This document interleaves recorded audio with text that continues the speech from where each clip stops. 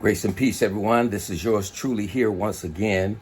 And so today I just want to speak with you briefly about gangs and guns, right? Not even so much gun violence, but having possession of guns. You know, you hear the saying all the time where people say, I'd rather get caught with a gun than without a gun, or I'd rather be judged by 12 than carried by 6. You know, you got to ask yourself, where did these statements come from? Who started saying that, right? Because I know people who had guns on them and still got killed. I know people that had guns on them and was able to pull out the guns and still got shot and wasn't able to defend themselves from the perspective of shooting the other individual and so on. So just because you have a gun, that doesn't protect you or assure your safety or your you surviving that incident, that gun violence incident. And so you gotta really think about that. But I truly want to talk to the guys that's out there. You know, you're involved in the gangs, and you got there's a lot of guns on the streets, and people have various reasons for having guns. But one of the things you have to know for sure is that, you know, if you get caught with a gun, you know, that's going to be, you know, it could be possibly a felony on your record if you're a felon in possession of a gun, or it could begin that process, right? And so one of the things that you need to think about in regards to that is, do I really need to have a gun with me? Whatever you're doing, right? Whatever you're doing, because you know, if you leave out your house in possession of a gun, whether it's in your car or it's on your person, in your bag or whatever, you possibly could be searched and that gun could be found. And so you got to think about that. And don't get me wrong. I understand, you know, that those of you on here that know me, you know that I'm a former gang member. I've been arrested for possession of a firearm, right? I've been in shootouts and lost a lot of guns running from the police and different things like that. So I clearly understand, and that's what I used to say. But now being your elder and being someone that want to give you and share with you a little wisdom, I just want you to understand that, you know, it's more important that you be alive, out of prison, here with your family and your loved ones and in the community, right? Thriving, being healthy, and living and being prosperous and successful. That's what I want to see, and that's where I want you to be. But if you're out and you have gun on you, most of the time your spirit changes. A possession of a gun will change your spirit. You're more bolder. You're more quickly, especially if you don't have self-control, you're more quickly to pull that gun out and try to shoot someone, or you're more. It'll be more easier and faster for you to get into a personal conflict or argument with someone when you have a gun, because you're emboldened, right, to commit whatever act it is that you're going to be engaged in.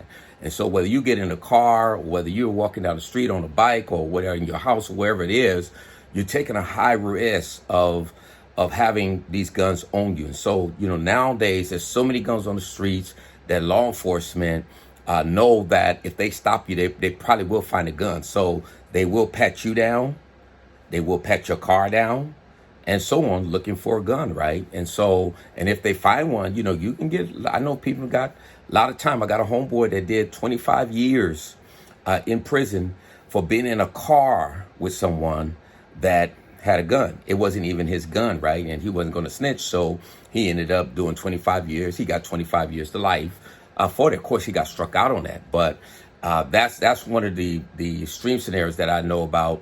But there's the typical cases that I'm seeing individuals go to prison for today. You know, it's anywhere from 16 months to 7 years, right? And you can get even more time than that. That's time away from your family and people that you love. That's another charge on your record. I also know people who been arrested for guns, done time for guns, and you still have guns, right? And so it's a mindset that you got to change. You know, if you can change your thinking, you could change how you feel, you could change your behaviors, and you can change your outcome, right? But if you're thinking like you thought 10 years ago, 5 years ago, or the seeds that play in your mind, you have to have a gun, then you're going to always try to run around with that gun. When you don't have a gun, you're not going to put yourself in harm's way. You're not going to do some things that you probably would do if you got a gun, because you're like, hey, I'm ready. They come for me. Then, you know, it's going to be on, right? Because you have a gun on you. But if you don't have a gun, you're not going to take some of the risks that you normally take, right?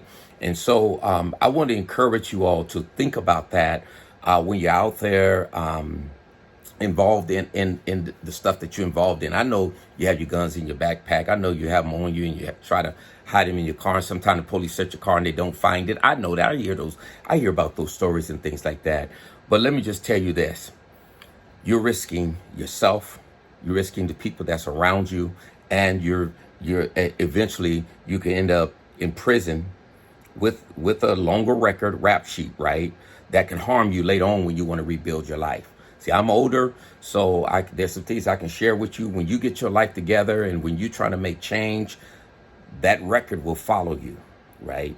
And there are things that you might want to do and might not be able to do because of your record. And you can't blame nobody but yourself, right?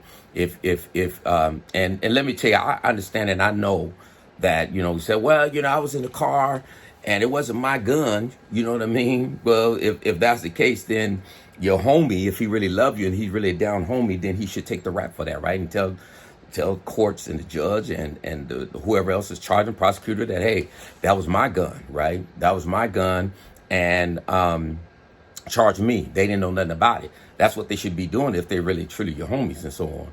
But I also know that, when you're in those cars and even if there's just one gun in there, many times, you're up to no good, right? Whether you're going to commit a crime or you're looking for a rival, a op, as you would say, or whatever it may be, right? So, and I know I've been stopped. I've been arrested for possession of a gun on my way to do a drive-by shooting. So I know about that, right? And so, and all the folks in the car didn't have a gun, right? So even though it's not yours, don't mean that you weren't up to no good and didn't want to see somebody die or get hurt. And the police know that, and that's why I'm trying to get you to understand that. The prosecutors know that, right? And then you have the U.S. Attorney's Office, because some of those cases, if they really want to get you off the street, they're going to pick it up. And I believe you can get more time on the federal side for these guns. And don't forget about these RICO indictments they will tie you into. Don't forget about some of these dirty guns you all have that's already been used in a crime, whether it's a shooting or a robbery or whatever it is, and then you have possession of it. If you didn't buy it fresh out the box or know that no one else used it, it could be a dirty gun, and then they could tie you into that, right? And I remember when I got arrested for a firearm, I was up in juvenile hall, and they were trying to charge me with 2 armed robberies, right? And so all those type of things can happen when you think about or when you look at it from the perspective of having a firearm. So I'm just trying to encourage you because I want to see you alive and I want to see you out here, So don't take the risk of running around with a gun where you can get arrested, or if you don't have self-control, if you don't have discipline, right, not to pull that gun out, then you'll end up, if you have, you'll end up using it because you have it on you, right? So have some discipline, or if you don't have no discipline, you shouldn't have the gun on you also. But I really tired of seeing our young black men and women being arrested for guns, going to prison for guns, being shot, being killed with guns. And we got to start somewhere to try to get these guns off the streets. So I'm posting this on my YouTube page. So those of you that are viewing it, please like and subscribe and leave a comment, right? Leave a comment in regards to what your thoughts on it. I know some of the thoughts, but I haven't heard everything in regards to having a gun. I know I've heard I'd rather get caught with one than without one. I used to say that. Me and my homies used to say that all the time.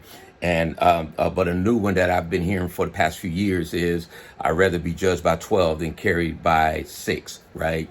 And I don't want neither. I don't want to be judged by 12 or carried by 6. So I don't have any guns whatsoever, and that caused me to be more respectful to people because I don't want nobody coming for me either, right? I don't want no trouble. I want peace.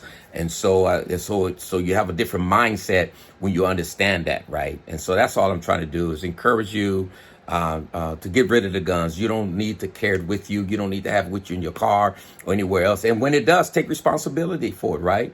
Don't let all your homies go down with you because and it was your gun, right? You take responsibility for it. Say, hey, it was my gun. They don't have nothing to do with this, and I'll take the time for it, right? Be a man and man up on it. That's just the way it is. Don't get out the car and run and then abandon your homies and then somebody else gets stuck with the gun, right? Especially if he touched it and his DNA is on it, because that's what they're going to look for in order to try to charge. They might arrest every single one of you, but then what they're going to look at is DNA, where was the gun at, and where were you at in the car, and all those type of things. So, hey, look, I love you all, and I really want to see you alive, see you out here on the streets free and doing your thing, right? God bless you.